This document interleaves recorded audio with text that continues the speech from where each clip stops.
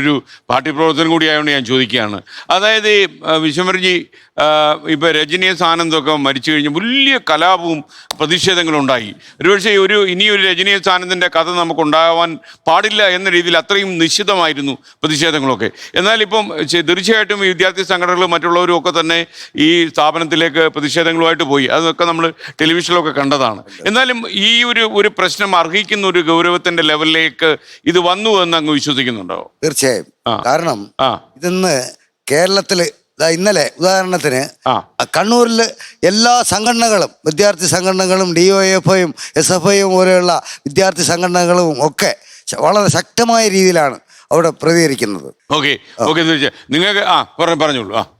സാറേ, ഈ നടക്കപ്പെടുന്ന ഇത്തരം പ്രവൃത്തികൾക്ക് അവർക്ക് അർഹമായ രീതിയിലുള്ള ഒരു ശിക്ഷ കിട്ടാത്തതിന്റെ ഒരു പ്രശ്നമുണ്ടെന്നാണ് ഞാൻ മനസ്സിലാക്കുന്നത്. അതിനൊരു കാരണം, ഇപ്പൊ ഈ ഇത്രയും വ്യത്യസ്തങ്ങളായ ആളുകൾ സംസാരിച്ചവരാരും നമ്മൾ ഈ പറയുന്നത് ദന്തൽ കോളേജിന് മുകളിലുള്ളതിനെ കുറിച്ചൊന്നും സംസാരിച്ചില്ല. നമുക്കൂടെ ഒരു കോൺസ്റ്റിറ്റ്യൂഷണൽ ഇൻസ്റ്റിറ്റ്യൂഷൻസ് ഒരുപാട് ഉണ്ടല്ലോ, അവർക്ക് ബാധ്യതയില്ലേ? ആഭ്യന്തര വകുപ്പിന് ബാധ്യതയില്ലേ? അല്ലെങ്കിൽ ഭരണ സംവിധാനത്തിന് ബാധ്യതയില്ലേ? അവർക്കൊക്കെ ബാധ്യത ഉണ്ടല്ലോ ഇവർക്കെതിരെ നടപടിയെടുക്കാനും ഇത്തരം പ്രവർത്തനങ്ങൾ വീണ്ടും നടക്കാതിരിക്കണമെങ്കിൽ അവരെ മാതൃകപരമായി ശിക്ഷിക്കേണ്ടതിന്റെ ഒരു ബാധ്യത.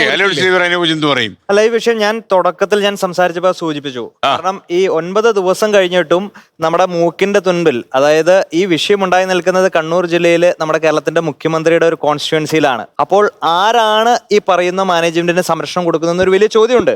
കാരണം ഈ 9 ദിവസങ്ങൾക്ക് ശേഷം ഈ റാം എന്ന് പറയുന്ന അധ്യാപകനെ അറസ്റ്റ് ചെയ്യാൻ സാധിക്കുന്നില്ല എന്ന് പറയുമ്പോൾ ഇതാരാണ്? പോലീസാണോ ഇവിടെ ഒളിച്ചുകളി നടത്തുന്നത്? അതെയോ ഇവിടെ പറയുന്ന അതിനു മുകളിലുള്ള ആഭ്യന്തര വകുപ്പാണോ?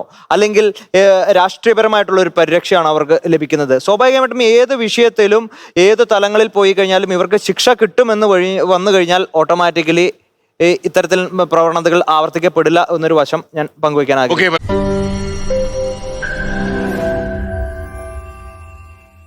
ലോകത്തെവിടെയായാലും ഏത് സമയത്തും 24 വാർത്തകളും ഓഗ്മെന്റഡ് റിയാലിറ്റി പാക്കേജുകളും എക്സ്പ്ലെയിനറുകളും വിശദമായി കാണാൻ ഞങ്ങളുടെ YouTube ചാനൽ നിങ്ങൾക്ക് സബ്സ്ക്രൈബ് ചെയ്യാം.